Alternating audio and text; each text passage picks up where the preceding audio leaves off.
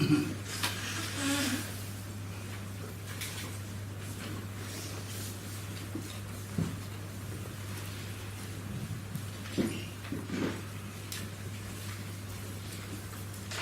steady and powerful motivation with 3 points. Refuge field, Dorji the field and the purpose of this practice.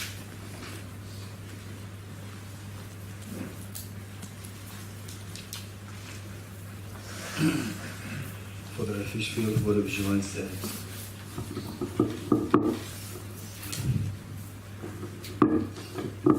And how to visualize?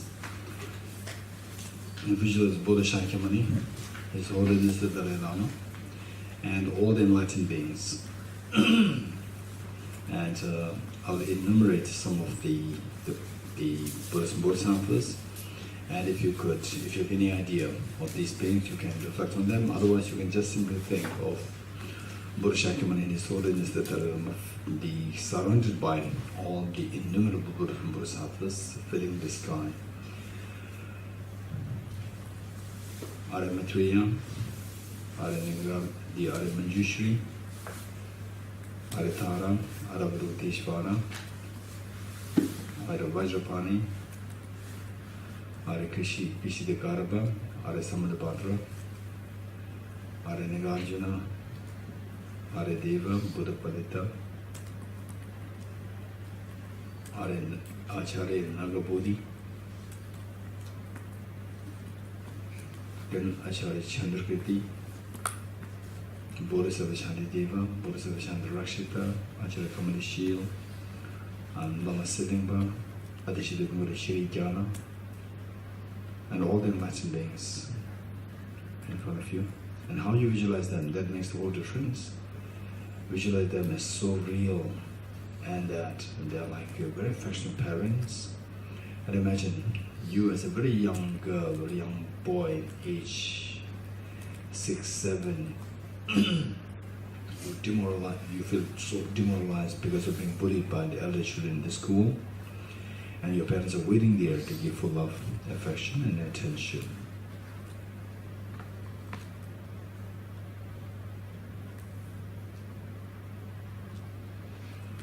And Dorji the field, visualize your 2 parents on the 2 sides, and all the family members around you, including your children, and everyone here in the retreat, Kibbutz Yeruham, and everyone here in Israel, in this world, in the Milky Way galaxy, and in the entire universe, the human beings, the animals, the insects, the spirits, the hungry ghosts, help beings, the celestial beings, the gods and goddesses, asuras. Just visualize all the sentient beings who crave, who want happiness, and who shun miseries. And how you visualize that? We're going to transcend the ordinary people's thinking. Here, visualize yourself as a very extremely sensible, extremely affectionate, extremely knowledgeable, extremely compassionate mother, and all others are like your suffering children. In which case, imagine how much they feel so dependent on you, they love you so much, and you care and love them so much. And the purpose of this practice is to awaken this incredibly precious, the seed of perfection that exists within each one of us, also referred to as the Buddha with Buddha nature, the Dhamma, which is so precious. So from the point of view of this potential, the seed of perfection that we have, by no means you are inferior to even the Buddhas. We are all just the same in terms of the perfection. But why we are not Buddhas at the moment? Because despite the presence of this incredibly precious Buddha nature within us, the seed of perfection within us, seed of the ultimate treasure within us, seed of the ultimate happiness within us, why we are not Buddhas is because that seed is mixed with the soil, because of which the treasure is not visible. the moment you eradicate, the moment you eliminate these the stains, the defilements from the mind, then the Buddha inside us, the purity inside us will be manifested. At that point, you are least affected by external factors. You become so independent of external factors. Your peace of mind cannot be stirred by any other external factors. This is known as the full awakening of Buddhahood. And how to achieve that? It is by cleansing the mind of the mental defilements, separating the Buddha nature from mental defilements. And how to do that? For that matter, we have to identify the mental defilements so well, and then resort to the respective remedies. So to identify what these mental defilements are, we see that it is of two kinds, the gross and the subtle. The gross one is known as the afflictive obscurations, and the subtle one is known as the cognitive obscurations. The gross one, the presence of which stops us from, in what way these two harm us, in what way what are the divisions, what the nature of these, and then what are the respective remedies. First, in what way the presence of these harm us. The gross one, afflictive obscurations, the presence of this stops us from achieving total freedom from all fears of samsara. And the subtle one, cognitive obscurations, the presence of which stops us from achieving total awakening of Buddhahood. And the gross one, it is of three kinds: contaminated karmas, afflictions, and active seeds. And all these three boil down to the self-grasping ignorance. And cognitive obscuration, it is the subtle stain or the inactive seeds of the afflictive obscurations, be it contaminated karmas, be it afflictions, be it the inappropriate attention, or be it self-grasping ignorance, the inactive seeds. These are the cognitive obscurations. Now, how to get rid of these defilements, be it whether afflictive obscurations or the cognitive obscurity? In both cases, the remedy is the same. Actual remedy is the same, which is the wisdom of emptiness. But what determines this wisdom of emptiness, whether it's going to be the remedy just to overcome the afflictive obscurations or to overcome the cognitive obscurations along the afflictive obscurations, that is determined by the driving force. If the driving force is the trigger, the driving force is just a renunciation, this wisdom of emptiness will be able to cut only the afflictive obscurations and not the cognitive obscurations, and thus taking you to nirvana and not to full Buddhahood. Whereas if the same wisdom is driven by bodhicitta grounded on renunciation. So these two as the driving force, then this wisdom of emptiness will take you to total enlightenment, Buddhahood, not only nirvana but also total awakening or Buddhahood. So the purpose of our practice here is to awaken this wisdom of emptiness and driven by the force of bodhicitta, which is grounded on renunciation. This whole purpose, with that in mind, and you are leading this, and all the Buddhas and Bodhisattvas, they are watching us, and all the sentient beings, they are joining us. Page 2.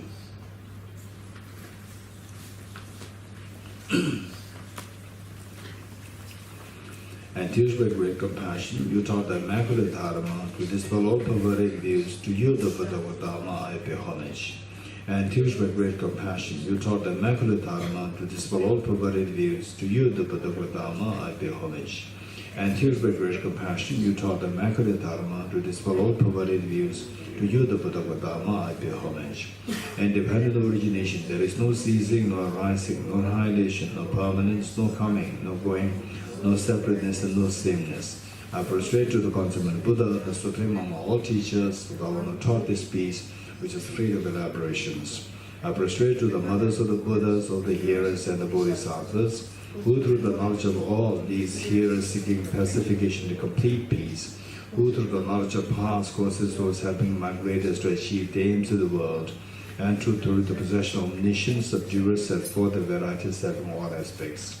The one who is transformed into the reliable guide, motivated by altruism to benefit sentient beings, the teachers who guard and protect her to your prostrations, the one who has eliminated the web of conceptualizations, and is endowed with the divine bodies of the vast and the profound, who eternally shines forth the forever noble light rays. To you, the Buddha, make prostrations. Page 7.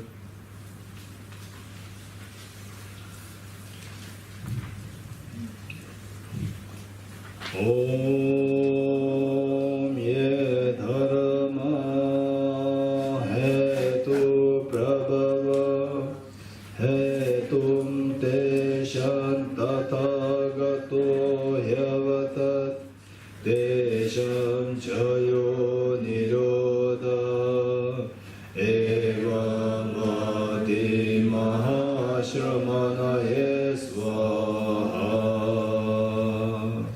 Om ye dharma hetu prabhava hetum te shantatagato yavatat te sham chayo nirodha evamati mahashramana yesvaha.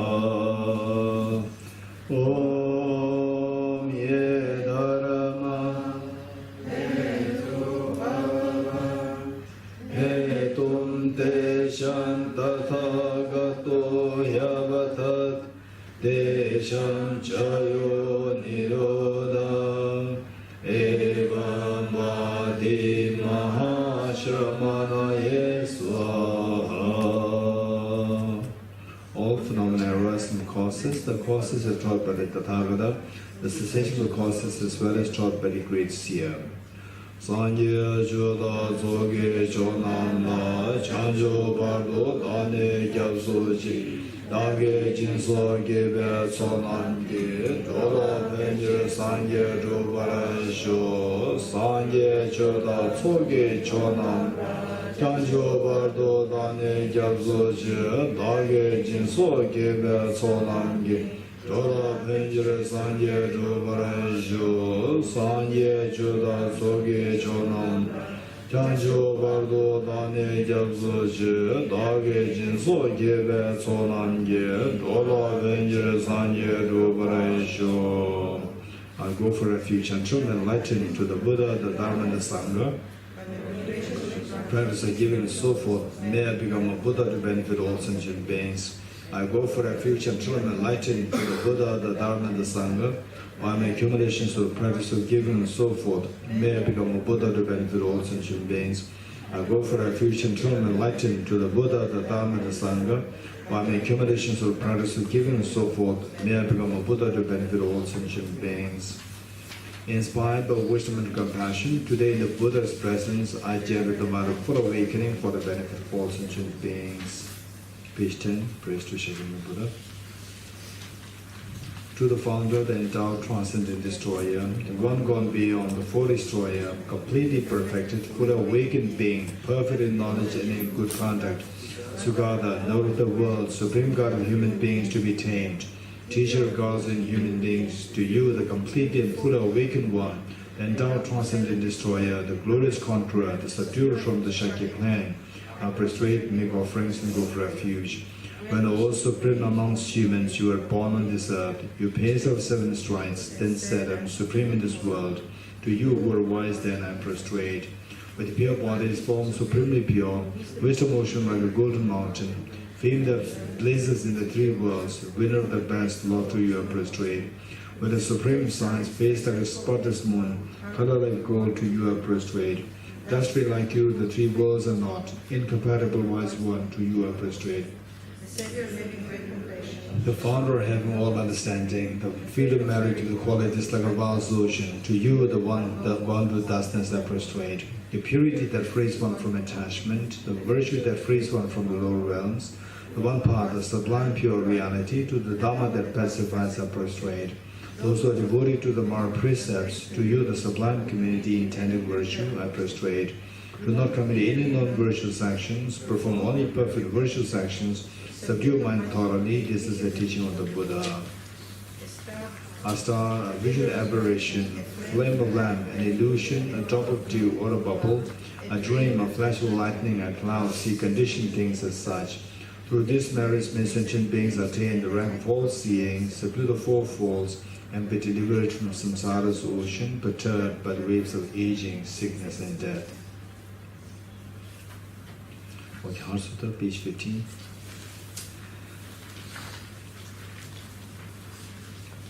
And this Heart Sutra, just for information, should you go through difficulties, challenges, mental stress, or obstacles, oftentimes when bad things happen, they happen back to back, which means that one bad thing after the next bad thing after the third bad thing. It's all as well, like everything's just waiting for you.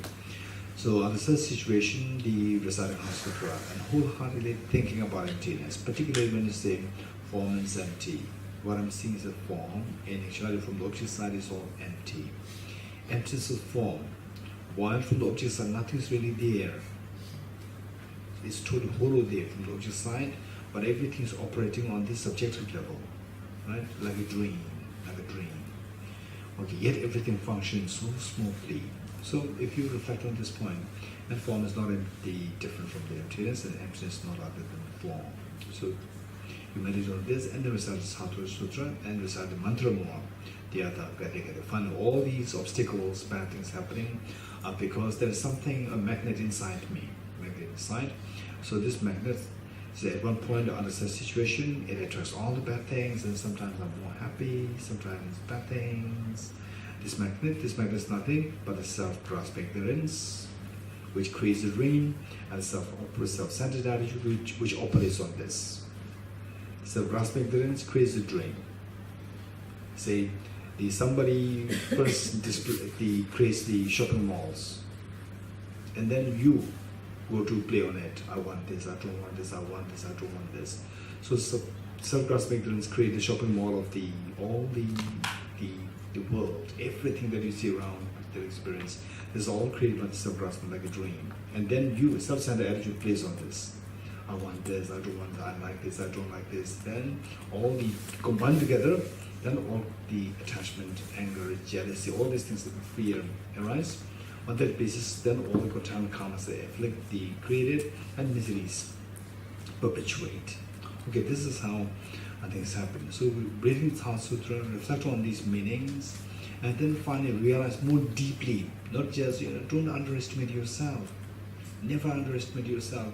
Just look for an immediate cure, immediate problem. Okay, no. Try to look for immediate cure plus long-term cure. Find out how to get rid of all these problems. Right? How finally all these problems are coming from the self-centered, self-grasping ignorance, and the self-centered attitude playing on it. So try to get rid of these. We all have this capacity, not only to avert the temporary problems, but also to eradicate the long-term problem. Okay, so with this Heart Sutra will be very helpful, and it will be good if you can make it like a habit to read it and recite it on a daily basis. So in fact, amongst the Tibetans, people who, like you, who are taking interest in this study of philosophy and so forth, so I would say 99% of people, they recite Heart Sutra every day, right? So therefore make it like a habit, right? If you say that, oh, I have no time, then you'll never get time. Guaranteed, you'll never get time. And one teacher said that, okay, somebody said, there was in Tibet, and the teacher asked him, okay, this is your commitment, this is your commitment, this is your commitment, to recite this, to recite that, and so forth. And then the student said that, sir, I don't have much time. I'm not really getting any time. And the teacher, do you have time for 3 meals? He said, yes. If you get time for 3 meals, this is more important than 3 meals. This is what the teacher said. In your case, I'm not saying this. At least like, say the Heart Sutra, if you can recite it on a daily basis and reflect on emptiness. Form is empty. So there we said form is empty, and pause. It says, pause for a while at this point to meditate on emptiness. When you're by yourself, then you can stop for a while, you can think about emptiness. Right? Form is empty. And how everything is. In the end of this session, not this session, I would say, afternoon session, we'll do a very short, how to do a quick meditation emptiness. This we will speak on. And of course, don't think that now I got everything, right? No need of Aranya Arjuna's books. Right? I got the 5 minutes emptiness. No. So what we're doing is like a formula. And what are in Arjuna's text, all these precious texts, they are like the keys to get there, right? Without these things, impossible to. So with the same formula that you may try to practice, the first 2, 3, 4, 5 days, it could be quite stimulating, it'll shoot up, and then eventually it'll become very static and it'll go down, right? So experience. Whereas to keep the experience very vibrating so alive and so fresh, for that matter, Acharya Chandrakirti's texts, Arjuna's texts, and particularly the very brilliant commentaries on these two by Lama Tsongkhapa, the one in English, the Acharya Chandrakirti's text, there's one which Tudin Jimba they translated, but it's not yet in the market. I wish that comes out. If that comes out, that is a very good translation. Whereas there are other translations, okay, problematic. So whereas for the Lama Tsongkhapa's commentary on Mula Madhyamankarika, Nagarjuna's text, so that is translated by Geshe and the J. Garfield. So that they'll be all right. You can read that, but of course that is a very technical text, and I would suggest you to first read Acharya Chandrakirti's text and with a commentary. First 6 chapters, not first 5 chapters were translated by Jeffrey Hawkins, and that is a very good translation. Then from chapter 6 down, there is another translation, very complicated. Okay, I don't want to mention it further. Okay, accuracy is missing. This is the problem. Okay, so therefore the point is that all these texts, these brilliant, these are real treasure for us, real treasure. Even to see, for example, say like the text, for example, if this Acharya Chandrakirti's text are Mula Madhyamankarika text, always keep it very close to your heart, very close to your heart. Because this is the one which is finally going to give rise to freedom from suffering, right? Freedom from suffering. This is so precious. So therefore, say, for example, if you are in the desert where there's no available water, you're feeling so thirsty. Suddenly somebody brings a cup of 1 glass of water, right? How much value you'll feel of this. You will not even waste 1 drop. This is so precious. Likewise, so these texts, they are in fact more valuable than the glass of water in the very dry desert, very dry, hot desert where you are deprived of water for so long. That is more precious than this water. So therefore, even to, for example, say the text, for example, this text, this is incredibly precious text, the blue one. And of course, very soon we are hoping to come up with the proper publication. So this is the most updated version of the blue one, and the final version will come up very soon. So for example, this is a compilation of very important texts. So this is like a treasure, particularly for those who have no access to Tibetan language. So this is incredibly great treasure, and so therefore just keeping it on the floor, never ever do like this. Just feel it so close to your heart. For example, say if there's no way by which you can place it, you can keep it somewhere like this, so close to your heart, like this, right? So these are the habits through which we, value. Once you value this, the moment you value this, what happens? You imbibe these qualities. You become so receptive to the values which are actually given there, the treasures there. Then you imbibe them so well. Okay, this is what the manner in which we are going to recite the Heart Sutra. Okay. So you are leading this, and all sentient beings are joining you, including your 2 parents, your family members, your children, and all sentient beings. I prostrate to the Arya Triple J. Thus did I hear at one time the Bhagavan was dwelling in the mass of Arches mountain in Rajgriha, together with a great community of monks and a great community of bodhisattvas. At that time, the Bhagavan was absorbed in the concentration on the categories of phenomena quoting profound illumination. Also at that time, the Bodhisattva Mahasattva Aravadavitishvara looked upon the very practice of the profound illumination of wisdom and beheld those five aggregates also as the energy of inherent nature. Then to the power of the Buddha, the Venerable Shariputra said this to the Bodhisattva Mahasattva Aravadavitishvara: how should any child of the lineage train who wishes to practice the activity of the profound perfection of wisdom? He said that, and the Bodhisattva Mahasattva Aravadavitishvara said this to the Venerable Shariputra: Shariputra, any son of the lineage or daughter of the lineage who wishes to practice the activity of the profound perfection of wisdom should look upon it like this, correctly and repeatedly, beholding those five aggregates also as empty of inherent nature. Form is empty, emptiness is form. Emptiness is not other than form, form is also not other than emptiness. In the same way, feeling, discrimination, composite factors, and consciousness are empty. Shariputra, likewise, all phenomena are empty, without characteristic, unproduced, unceased, stainless, not without stain, not deficient, not fulfilled. Shariputra, therefore, in emptiness there is no form, no feeling, no discrimination, no composite factors, no consciousness, no eye, no ear, no nose, no tongue, no body, no mind, no visual form, no sound, no odor, no taste, no object of touch, and no there is no I element, and so on, up to and including no mind element and no mental consciousness element. There is no ignorance, no extinction of ignorance, and so on, up to and including no aging and death and no extinction of aging and death. Similarly, there is no suffering, origination, cessation, and path. There is no exalted wisdom, no attainment, and also no non-attainment.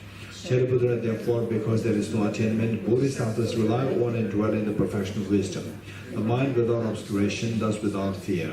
Having completely passed beyond error, they reach the end point of nirvana. All the Buddhas who dwell in the three times also manifestly completely awaken to unsurpassable, perfect, complete enlightenment in reliance on the perfection of wisdom. Therefore, the mantra of the perfection of wisdom, the mantra of great knowledge, unsurpassed mantra, the mantra equal to the unequaled, the mantra that thoroughly pacifies all suffering should be known as truth, since it is not false. The mantra of the perfection of wisdom is declared: Yata Om Gade Gade Para Gade Para Sambade Bodhiswaha.